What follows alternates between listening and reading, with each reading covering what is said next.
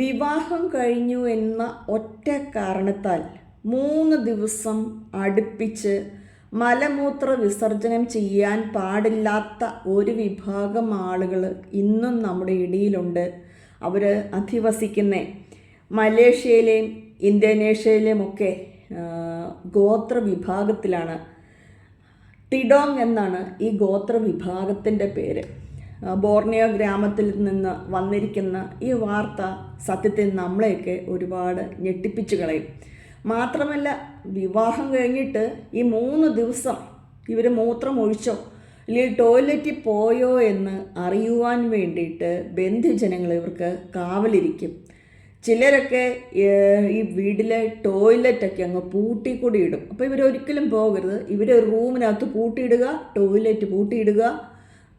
ഇതാണ് ഇവർ കാണിക്കുന്ന വിചിത്രമായ ആചാരം. കേൾക്കുമ്പോൾ ഒരുപക്ഷെ നിങ്ങളൊക്കെ ഞെട്ടിപ്പോവും. നിങ്ങൾ മാത്രമല്ല, ഈ വാർത്ത കേട്ടപ്പോഴും ഞാനും ഞെട്ടിപ്പോയി. ഇതെങ്ങനെ സാധ്യമാകും?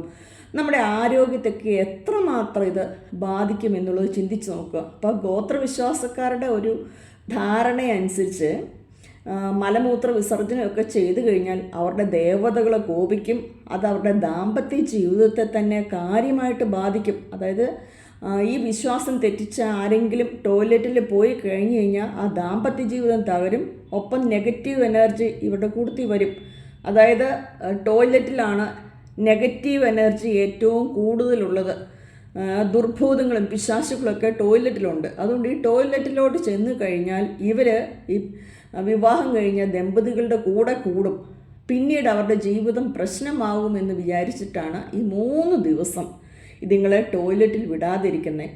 അപ്പോൾ നമ്മൾ ചിന്തിക്കേണ്ട കാര്യം, അപ്പോൾ ഈ 3 ദിവസവും ഇവർക്കൊരു ദാമ്പത്യ ജീവിതവും ഇല്ല, ടോയ്ലറ്റിൽ പോകാനും പറ്റത്തില്ല, ആവശ്യത്തിന് വെള്ളം കുടിക്കാനും പറ്റത്തില്ല, ഭക്ഷണം കഴിക്കാനും പറ്റത്തില്ല.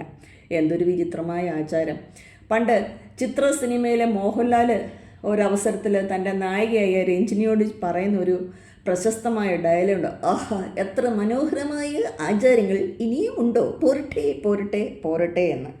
അതുപോലെ മാത്രമല്ല, 3 ദിവസവും ഭക്ഷണവും മൂത്രം കഴിക്കുന്ന പോട്ടെ, ടോയ്ലറ്റും പൂട്ടിയിട്ട് റൂമിലും പൂട്ടിയിട്ട് ആൾക്കാർ കാവലൂടെ ഇരിക്കും. അപ്പോൾ ഇവരെ സംബന്ധിച്ചിടത്തോളം കല്യാണം കഴിഞ്ഞിട്ട് അല്ലെങ്കിൽ പട്ടിയുടെ മുന്നിൽ മുഴുവൻ തേങ്ങ കിട്ടിയതുപോലെ എല്ലും കഷ്ണം കിട്ടിയതുപോലെ ഇരിക്കുന്ന പെണ്ണിനെ നോക്കിയിരിക്കാനേ പറ്റുള്ളൂ, അല്ലെങ്കിൽ കെട്ടിയവനെ നോക്കിയിരുന്ന് വെള്ളം വറുക്കാനേ പറ്റുള്ളൂ എന്നുകൂടി നമ്മൾ ചിന്തിക്കുമ്പോൾ ഇതിൻ്റെ ഒരു മൊത്തത്തോടെ വശപ്പശക് നമുക്ക് മനസ്സിലാവും. മൊത്തത്തോടെ പട്ടിണിയാണ്. ദാഹം ഒരു വശത്ത്, വെള്ളം അധികം കുടിക്കാൻ പറ്റത്തില്ല, ചുണ്ട് നനയ്ക്കാനേ പറ്റുള്ളൂ. ഇവരുടെ ഒന്നും കിഡ്നി അടിച്ചു പോകാത്ത ഭാഗ്യം. ഇപ്പോൾ നമ്മളെയൊക്കെ സംബന്ധിച്ചിടത്തോളം അറിയാം, നമ്മൾ പലപ്പോഴും ദീർഘദൂര യാത്രയ്ക്കൊക്കെ പോവുകയാണെങ്കിൽ ചില സ്ഥലത്ത് ചെല്ലുമ്പോൾ ഒരു മൂത്രശങ്ക വന്നാൽ നമ്മളാണുങ്ങൾ എവിടെയെങ്കിലുമൊക്കെ ഒഴിഞ്ഞ സ്ഥലം ഉണ്ടോ നോക്കി വണ്ടി നിർത്തി ഒന്നും പറ്റിയില്ല മൂത്രം ഒഴിക്കും. നേരെ മറിച്ച് സ്ത്രീകളുടെയൊക്കെ അവസ്ഥ എന്ന് പറഞ്ഞാൽ ഒന്നും നടക്കില്ല. വളരെ പ്രത്യേകിച്ച് ആന്ധ്ര പോലത്തുള്ള സ്ഥലത്തേക്കോ ടോയ്ലറ്റ് സൗകര്യങ്ങൾ വളരെ കുറവുള്ള സ്ഥലത്തോട്ടൊക്കെ പോയി കഴിഞ്ഞാൽ നമുക്കറിയാം, പെട്രോൾ സ്റ്റേഷൻ തപ്പിപ്പോണം, നടുറോഡിൽ ഇരുന്ന് മൂത്രം ഒഴിക്കാൻ പറ്റില്ല. അപ്പോൾ സ്ത്രീകളെയൊക്കെ പലപ്പോഴും ഇങ്ങനെ ഒരു അവസരത്തിൽ കുടുങ്ങിയിട്ടുള്ള ഒരുപാട് കഥകളുണ്ട്, അനുഭവങ്ങൾ നമ്മൾ മിക്ക ആളുകൾക്കും ഉണ്ടാവും. മണിക്കൂറോളം എവിടെയെങ്കിലും ഈ സാധനമൊന്നും ഉണ്ടോ ഒന്ന് ഇറക്കി വെക്കാൻ, പ്രകൃതിയുടെ വിളി അവസാനിപ്പിക്കാൻ നമ്മൾ കാത്തിരിക്കും.